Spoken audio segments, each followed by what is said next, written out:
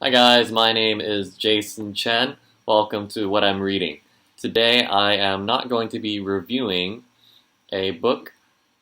I am rather just going to blog about my day. I've been interested lately in exploring other kinds of content I can produce for YouTube. I have particularly been interested in how recording myself can allow me to speak a little more spontaneously than when I am putting a pen to a piece of paper or when I am typing keys on a keyboard on a laptop. So I want to explore the spontaneity of creative production through recording, recording video. I think maybe a deeper truth might emerge if I get into the rhythm of speaking in front of the camera. If I get into a certain flow, maybe I'll say something truer than what we're used to hearing. Gosh,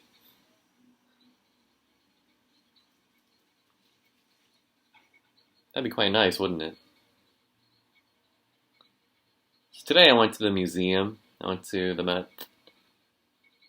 I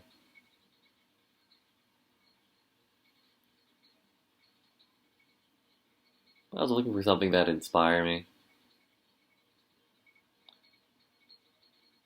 Lately, ever since I moved back to New York, I've been having all these plans. I want to start a press with my friend Bilal in England, and I wanted to do this YouTube channel. Meanwhile, I want to be a good teacher for my students at ACI. I want to write my novel. I want to write poetry. I want to do great things with myself every day. But somehow, when you aspire to all of that, well, it's quite exhausting. And when you're exhausted, sometimes you feel out of it, cranky, tired. Suddenly everything feels like a chore. Doing dishes feels like a chore when sometimes it can be quite great. When I was at a Buddhist temple a couple years ago, doing dishes felt divine just because I felt at peace. So I suppose my problem right now is that I'm not at peace because I'm trying really hard to accomplish all these things that require a lot of energy to accomplish. Some days I just want to quit, call my friend in England, tell Bilal, hey, I don't want to do this press anymore. Sometimes I want to delete this YouTube channel. I get the feeling I'm not supposed to do that, though. I'm not sure if making this YouTube channel or making that press, publishing house, I call it publishing house, I call it a press sometimes. I'm not sure if getting rid of any of these tasks is the answer, but I'm not sure if doing any of them is the answer, but I get the feeling that I should at least keep going in those endeavors for a bit. So I'm quite exhausted with planning things for myself. So I thought I went to the museum today. I was tempted to go to Ithaca for the weekend. I thought somewhere a little more rural, a little more pastoral, a little more quiet would soothe me. I fantasize about some kind of Kawabata snow country narrative where I'd emerge in a smaller town, a snowy town, and maybe something magical would happen. Maybe I'd meet a girl. Of course, that's a bit ridiculous. I think I have a habit of going back to college towns when the real trials of adulthood feel too much for me, too burdensome, so I want to go back somewhere that reminds me of a safer place, safer time in my life, college, when I was taken care of because I was still a fledgling of a human being. I was still learning. I was still a student. So I thought maybe it wouldn't be a good idea to go to Ithaca because I think when I go to college towns, I'm trying to run away from something. I told myself, well, what am I going to do? Gotta do something. Not feeling that great lately. Went to the museum. It's funny being at the museum. I was in front of these Goyas and I was like, oh, I don't want to look at these Goyas. And I'm like, how petulant of an attitude, because some man really poured his soul into becoming one of the most profound human beings in existence a couple hundred years ago, and you're looking at his paintings and you're like, oh, I don't want to look at this. I don't know why. I didn't want to look at Goya. I didn't want to look at a lot of things I mostly always enjoy looking at. I love Goya. I love his eyes. As in, I love the eyes he paints. They're kooky. They're weird. They're usually full of madness, but that's full of life. But I didn't want to look at Goya. What else did I pass by that I didn't want to look at?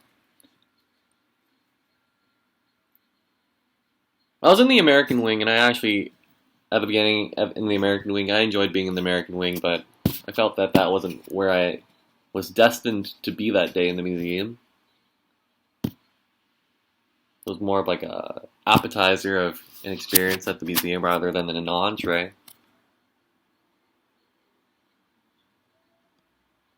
At the museum today, I felt like going to the East Asian section.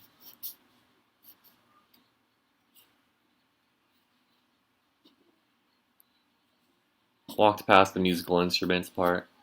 I hadn't heard good music in a long time, and they had recordings of people playing music. Woman playing banjo. Man playing the oud. Hearing those sounds revived me a bit. Just hadn't heard music in a long time. I don't listen to music much anymore these days.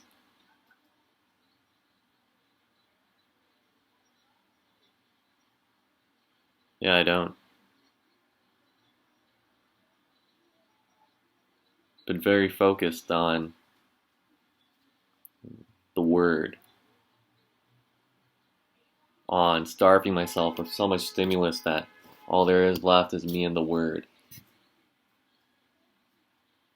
And I love music, but put that away for a bit to achieve a higher degree of silence within me.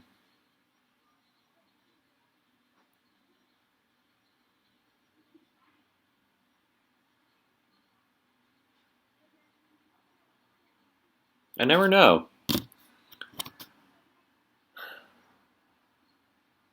whether the way I'm going is forward or backwards. I love music. It's strange that I've said that I've put it away. And yet to me there seems to be a divine purpose in putting it away. I'm sure Gandhi loved food, but he went many days without food. Just to say something to the world.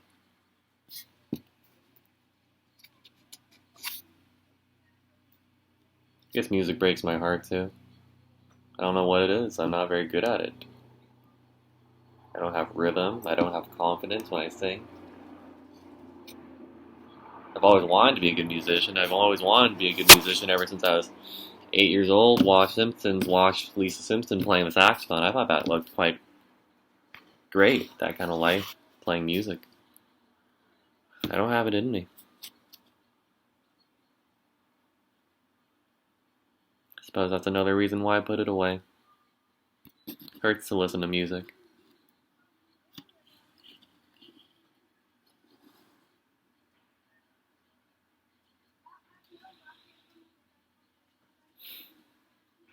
Hurts a lot.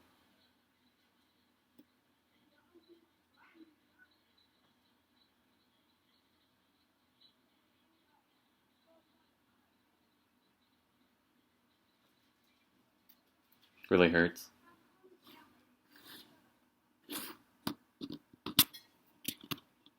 When I listen to music I like Woody Guthrie and Neutral Milk Hotel, I experience broken dreams. I walk a lonely road, the only road that I have ever known. Don't know where it goes, only I walk alone. Okay, uh, seriously though, I listen to Woody Guthrie or Neutral Milk Hotel and Bob Dylan. I hear more originary America, America of soul and hard-earned wisdom contained in the voices of these men and the voices of these guitars. And it's heartbreaking because that's not the America I see anymore. I don't know anyone really. Maybe it's me. Maybe I don't meet these kinds of wise folk because I'm not wise. Well, I don't meet anyone like this who speaks from the heart these days. And I can't do it, not through the voice or the guitar, so it's frustrating to listen to these songs of immaculate beauty. Because no one's doing it. I'm not doing it. It's frustrating. Gosh.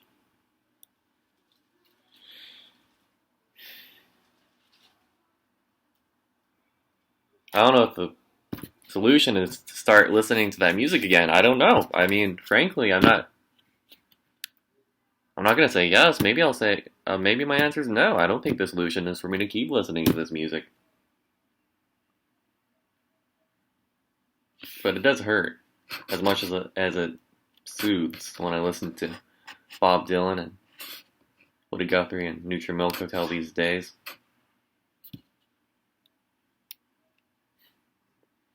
And I'm supposed to be talking about the museum.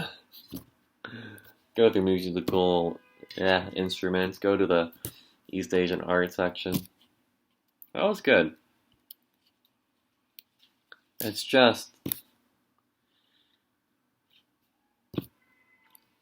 these paintings of my ancestors from China, of mountains, lakes, immortals, birds.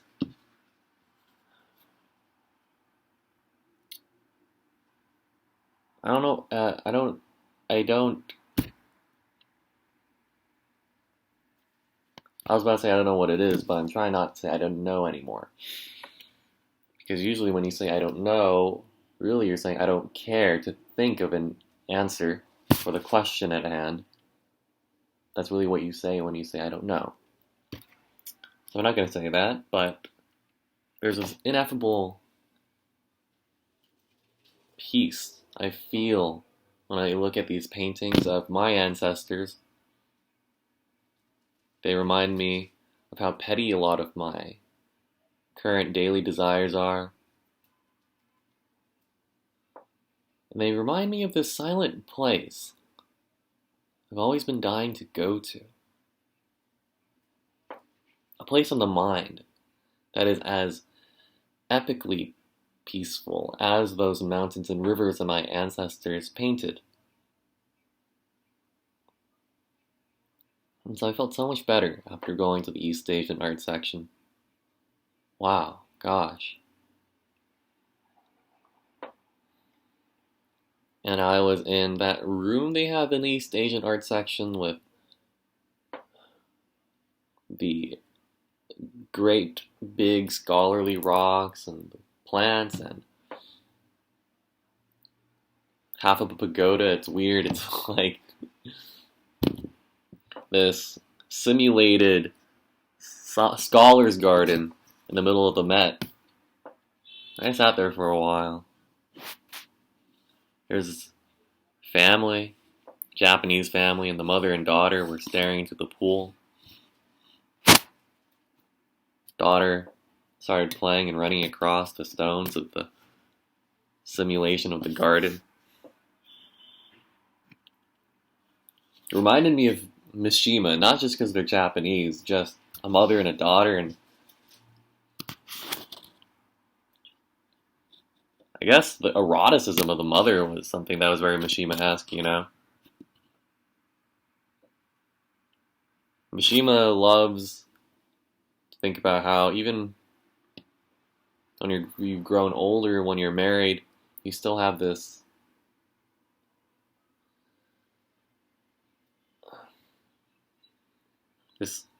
Orphean sexuality to you.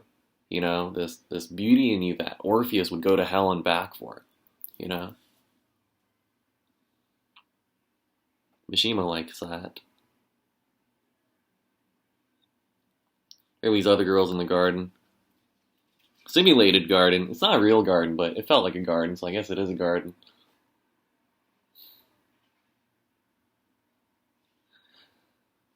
They were young.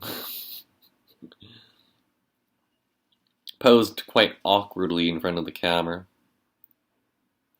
I was mildly offended because of how, the way they were posing in front of the pagoda, in front of the garden. It wasn't saying, "Oh, look how peaceful this garden is." It was really saying, "Oh, look how wacky this Oriental architecture is. Look how different it is. It's not American. Whoa." It was very shallow understanding of the garden. I could see the shallowness just in how they posed. There was one girl amongst them, brown curly hair. She was the smarter one amongst them. The other ones, they had like intensely flattened hair. Very synthetic, very 90s rave, or very 90s Jennifer Aniston, I guess you could also say.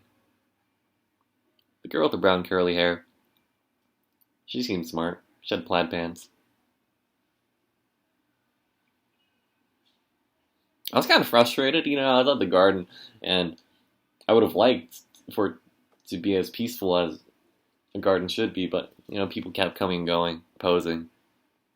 I can't really complain. It's not my garden. It's the Mets. And it's for everyone. But still.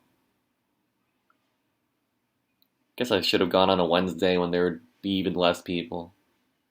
Could have achieved an even more divine peace.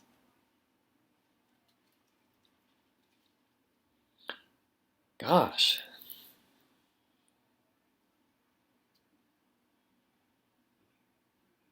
I was just lonesome this day, You get lonesome in New York City sometimes. New York City pushes you to be your best. When you're trying to be your best, you end up being that Edward Hopper character in Nighthawks, all alone, shadows, 4 a.m., coffee, silently judging that guy with the girl with the red dress over there, wanting to talk to the guy who's sitting on the other side of the counter or standing on the other side of the counter, the guy wiping the plate, but you don't know what to say. So today, at the Met, even though it was quite healing, the museum, it was also just quite lonesome because life in New York's quite lonesome. So I was really paying attention to other people around me, getting irritated quite easily, paying attention to the girls around me. I couldn't help it, just when you're lonely as a guy, start achingly wishing for a girl who could be your companion, who could ease your loneliness. So I don't know, I kept paying attention to the woman around me. I knew that was not a good habit, but what can I say? That's who I was today. Just not perfect. Even in the Southeast Asian section with all the Hindu deities, I just couldn't help but pay attention to the beauty of these female deities they had, There's this one celestial dancer and the way she twisted. It was just, wow. She's a bombshell. This Indian deity. Oh, man. She's quite the goddess. I could understand why some ancient Indian man would look at that woman model who inspired that sculpture, and he would have been like, I need to turn you into a sculpture of a deity. Come on, let's go. We're gonna build a temple.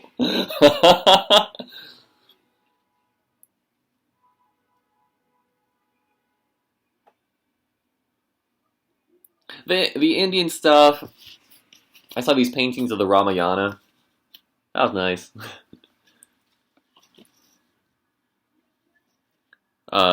altogether, the paintings of the Ramayana, the Indian sculptures, the Chinese sculptures, they awaken in me this deep thirst for the ancient, that sometimes I get lost in, sometimes I lose, because America's all about the modern. But today I got awakened to that thirst for the ancient, and that felt good. Yeah, that really did. That's a deep part of me that I value, that thirst for the ancient. So I guess I got what I needed out of the Met, you know. Sometimes I expect to go to the museum and to come out and suddenly be like a Picasso or a Hemingway, like had some awe-inspiring experience with a painting with a Rothko or a Pollock or something that makes me like, boom, suddenly, oh, I know exactly what masterpiece I'm going to create right now, this month, starting now. But can't expect that. And I just said that it reawakened in me a thirst for the ancient. It's a lot more than I can ask for, honestly, I guess. I guess I'm quite thankful.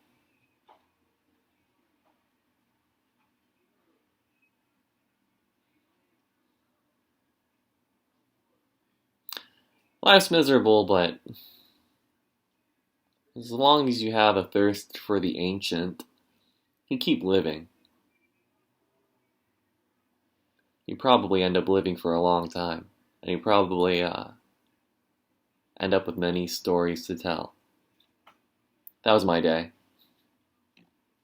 Hope yours was good.